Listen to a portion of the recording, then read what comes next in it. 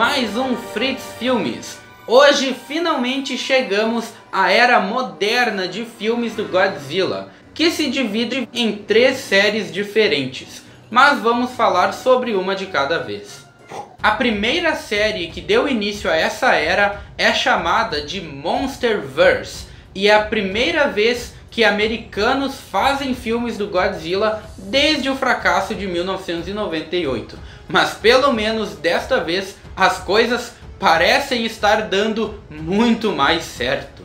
E foi em 2014, 10 anos depois de Godzilla Final Wars, que a Monsterverse teve início com Godzilla.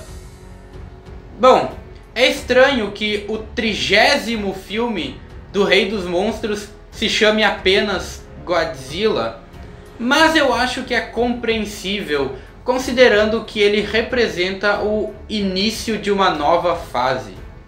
O filme segue a tradição já estabelecida pela era Millennium de ignorar todos os outros filmes que vieram antes, mas novamente eu acho que faz sentido desta vez, considerando que o objetivo é ser um reboot para o público americano.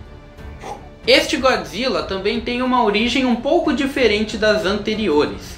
No filme é explicado que ele é uma criatura que já vive na Terra há milhões de anos, desde a época em que a atmosfera era muito diferente e cheia de radioatividade.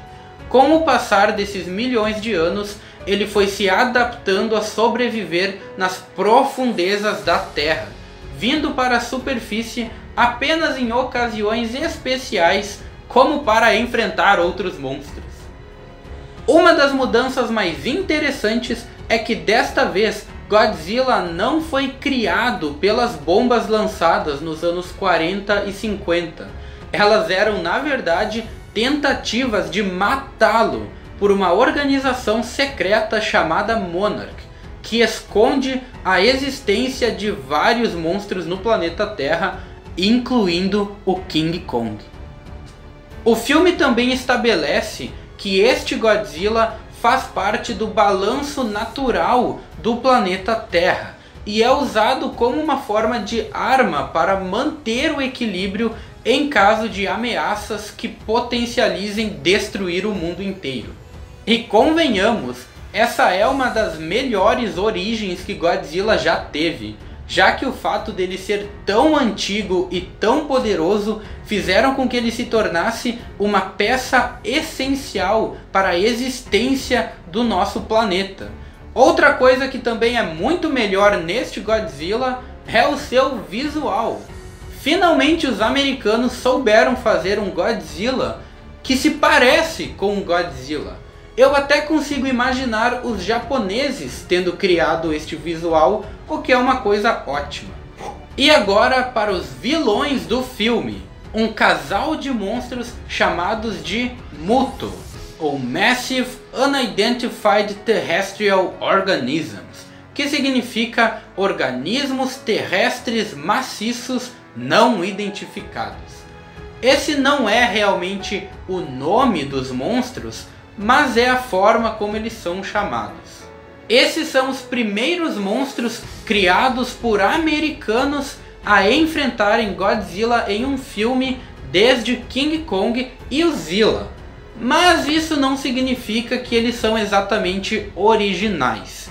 Eles têm um visual um tanto genérico, comum de monstros americanos que não se parecem com nenhum animal de verdade e lembram bastante o monstro de Cloverfield.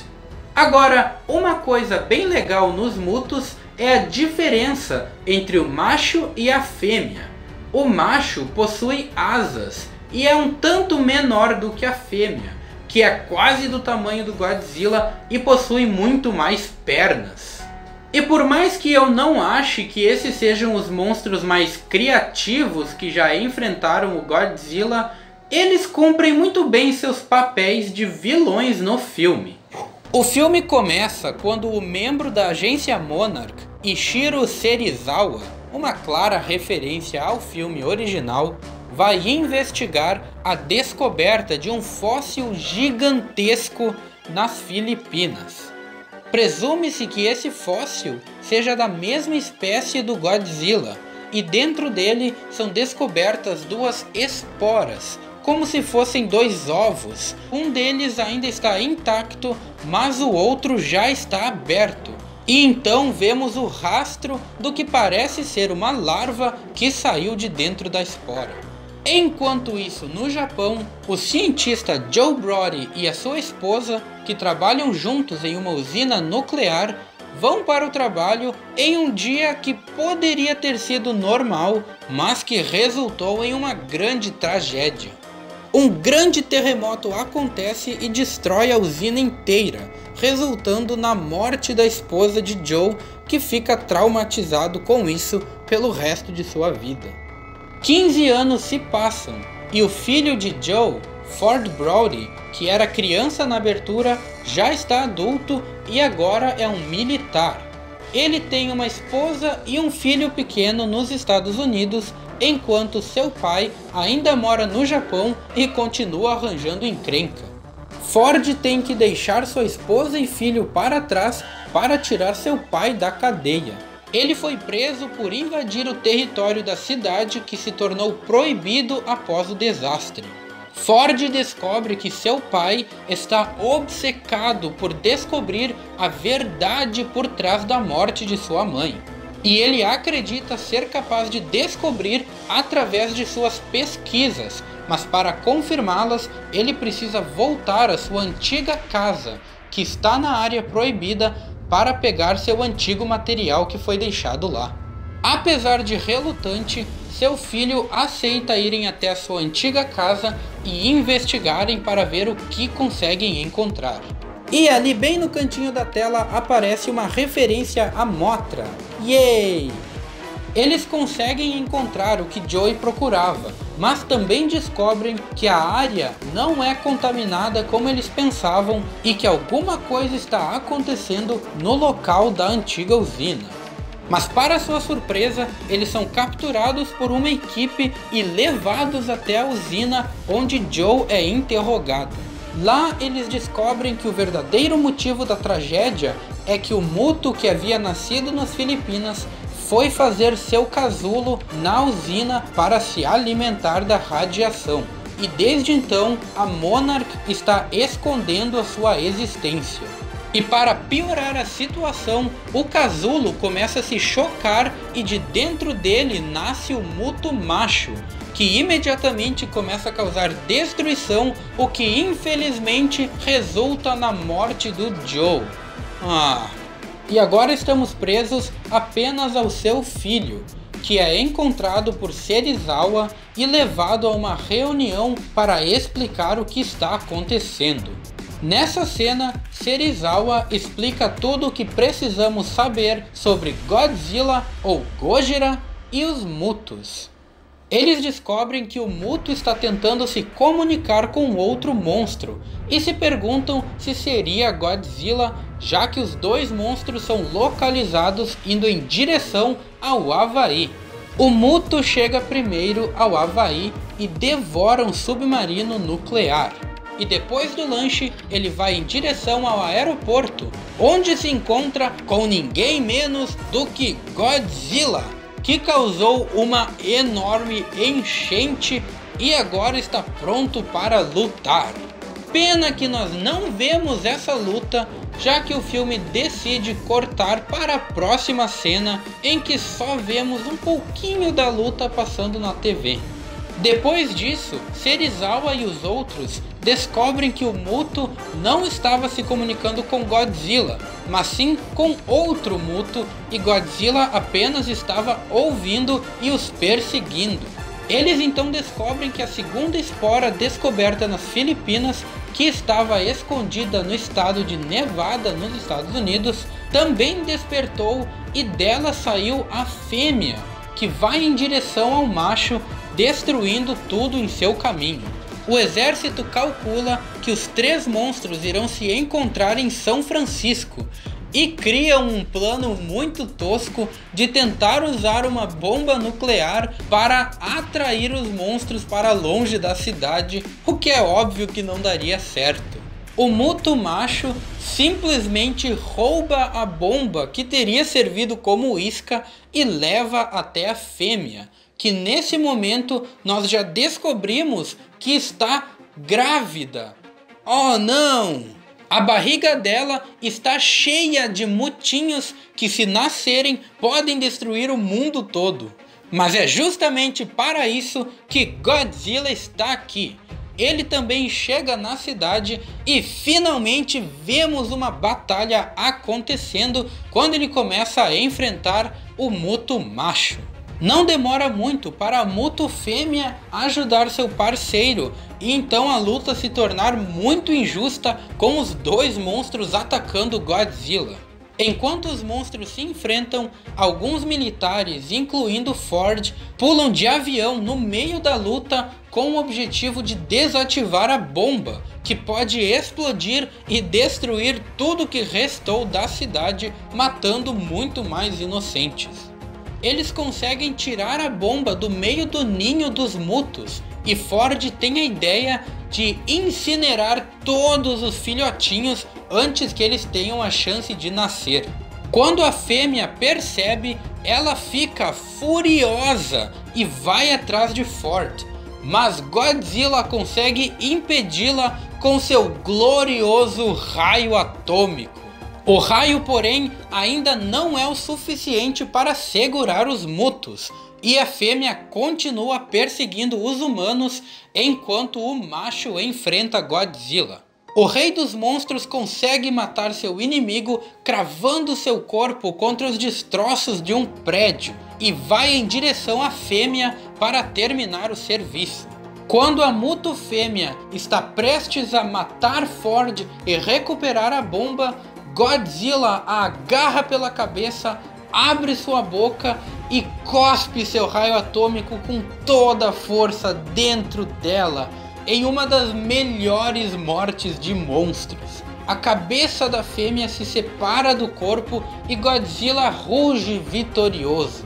Mas assim que Ford é resgatado por um helicóptero, Godzilla desmaia e a bomba explode.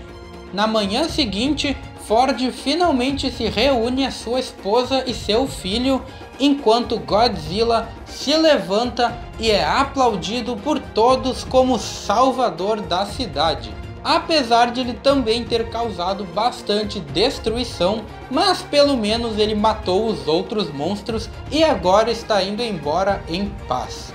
E assim, conforme Godzilla volta para o oceano e mergulha lentamente, o filme termina. Muito bem, esse foi Godzilla de 2014. E agora a grande questão: o que eu realmente acho desse filme? Então, o filme possui alguns problemas que já foram observados por várias pessoas na internet. Uma das coisas que eu menos gosto é a quantidade de tempo que ele foca no exército. Eu prefiro quando os filmes do Godzilla focam um pouco mais em pessoas civis ou pelo menos personagens mais carismáticos. Coisa que esse protagonista não é, porque ele nunca faz nada de interessante, ele simplesmente está sempre onde os monstros estão. O pai dele era um excelente personagem e o começo do filme é ótimo por causa dele, mas foi um grande erro terem feito ele morrer ainda no início e deixarem o filme ser carregado pelo filho sem graça dele. O filme também se tornou bastante contraditório por causa de todas as vezes que parece que nós vamos ver a ação dos monstros, mas a câmera corta para outra coisa. E realmente é bem chato. Eu gostaria que a gente pudesse ver toda a luta do Godzilla contra o Muto macho no aeroporto. E também toda a destruição que a Muto fêmea causa em Las Vegas. Mas infelizmente nós vemos muito pouco desses eventos e sempre apenas por telas de televisão. Mas assim, eu sei que parece que eu estou reclamando demais e não gostei do filme. Mas não é isso. Eu realmente gostei do filme, bastante. O filme serviu muito bem ao seu propósito de restabelecer o Godzilla como um monstro realmente poderoso e indestrutível para o público americano, incluindo nós aqui. Ainda mais por finalmente tirar aquele gosto ruim que havia ficado em 98 e podermos finalmente dizer que os americanos acertaram como o Godzilla deve ser. Basicamente o que eu quero dizer é que eu ainda prefiro muitos filmes japoneses do Godzilla ao invés deste filme. Ele não conseguiu chegar realmente lá como um dos melhores filmes do Godzilla de todos.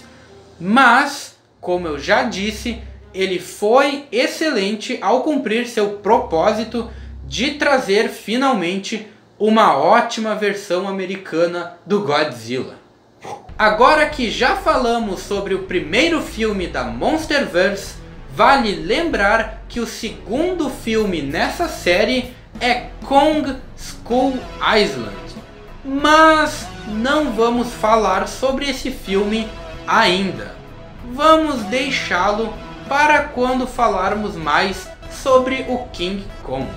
E ao invés disso, vamos continuar nossa maratona Godzilla com o próximo filme que não tem nada a ver com este aqui, o curioso Shin Godzilla.